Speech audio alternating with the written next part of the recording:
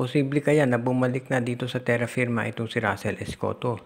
Si Escoto ay maraming na ring mga teams na pinaglaruan yan at sa kasalukuyan ay medyo okay naman pinapakita niya sa Magnolia. Nabigyan nga siya ng 3-year contract extension. Pero kahit ang isang player ay mabigyan ng contract extension, hindi ibig niya sabihin na hindi sila mate-trade.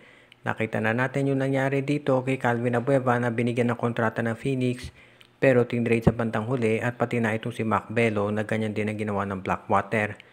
Binigyan ng maximum contract at pagkatapos dinala sa NLEX Road Warriors.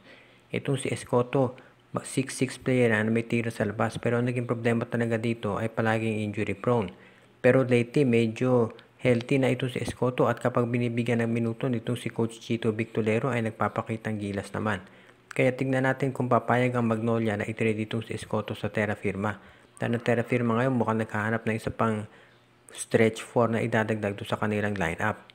Ngayon, kung hihilingin ang Terra Firma ito sa Escoto, ang tanong sino naman kaya ang magiging kapalit nito mula sa Magnolia Chicken Templados? Siyempre, dahil ang Terra Firma ay malapit sa SMC, hindi naman magiging mahirap ang ganitong usapan. At dahil bench player itong si Escoto, hindi kataasan ang value niya. So, hindi siguro magkakaproblema kung trade ang pag-uusapan. Ang tanong na lamang ay kung papayag si Coach Victolero na bitawan to si Escoto, lalo na at maganda ang kanyang pinapakita ngayon, partikular na nung pinalaro siya ng finals versus SMB.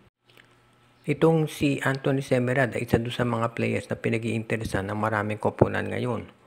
Matagal-tagal na rin ito naglalaro sa NLEX at mukhang gusto siyang makuha ng ibang teams, lalo na at siya ay isang 6'4 power forward. Sabihin na natin na medyo undersized siya dyan. Pero alam natin very physical maglaro itong si Semerad at kung siya ay gagawing small forward, magiging mahirap na ka-matchup yun ng ibang teams at magaling pa yung kanyang outside scoring.